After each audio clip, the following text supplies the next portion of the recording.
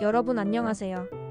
오늘은 최근 뉴스에서 다뤄진 인천 구월로데오 거리의 상권 붕괴 이야기를 시작으로 앞으로 부동산 투자와 발전 방향성이 어떻게 흘러갈지 함께 살펴보겠습니다. 인천 남동구 구월동. 한때 젊음의 거리, 인천의 명동이라 불리던 구월로데오 거리를 걸어가 보면 낮인데도 불이 꺼진 상가들이 줄지어 서 있습니다.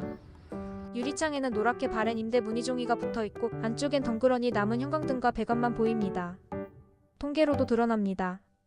2025년 2분기 기준 구월동 소규모 상가 공실률은 무려 33.9%. 가게 3곳 중 1곳이 텅 비어있는 수준입니다.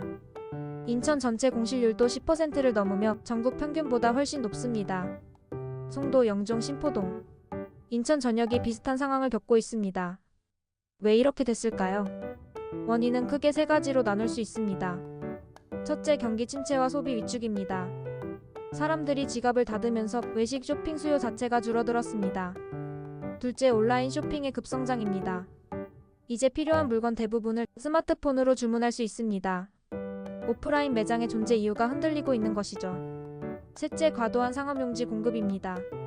인천은 송도, 청라, 영종 같은 신도시 개발 과정에서 대규모 상업용지를 한꺼번에 공급했습니다. 문제는 수요보다 공급이 훨씬 많았다는 점. 입점은커녕 유령 상가 건물만 늘어나는 결과를 낳았습니다. 상권이 무너지면 지역 경제 전체가 흔들립니다. 손님이 줄면 가게는 임대료를 버티지 못하고 폐업합니다. 빈점포가 늘어나면 거리는 더 썰렁해지고 유동인구는 더 줄어듭니다. 결국 다시 공실이 늘어나는 악순환이 이어지죠. 실제로 창업을 꿈꾸는 청년들조차 이 분위기라면 가게를 열 엄두도 못 낸다 라고 말합니다.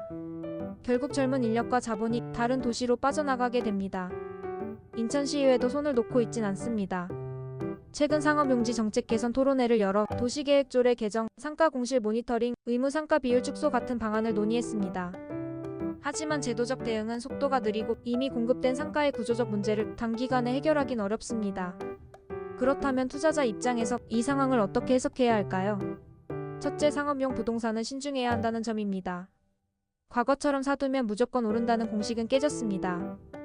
공실 리스크, 온라인과의 경쟁, 유동인구 변화까지 고려하지 않으면 투자 실패 가능성이 큽니다. 둘째, 차별화된 상권만 살아남는다는 점입니다. 단순히 가게가 모여있는 곳이 아니라 사람들이 머물고 싶어하는 공간, 즉 체험, 문화, 커뮤니티형 상권으로 특성화해야 합니다. 셋째, 거주와 생활 수요 중심 투자가 중요해집니다.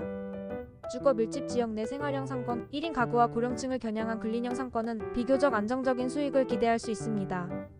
주거시장 역시 단순히 서울과 지방 구도가 아닙니다.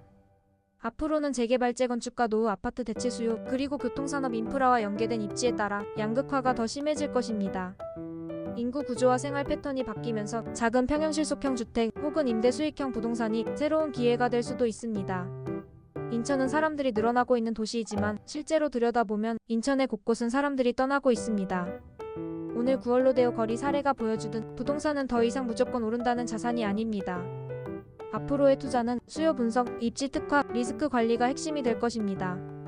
특히 오프라인 상가 같은 전통적 투자처는 구조적 변화 속에서 선택과 집중이 필요합니다. 반대로 인구와 생활 수요가 뒷받침되는 곳에는 여전히 기회가 남아 있습니다. 불 꺼진 거리는 단순히 공실 문제가 아니라 지역 경제의 건강을 보여주는 지표입니다.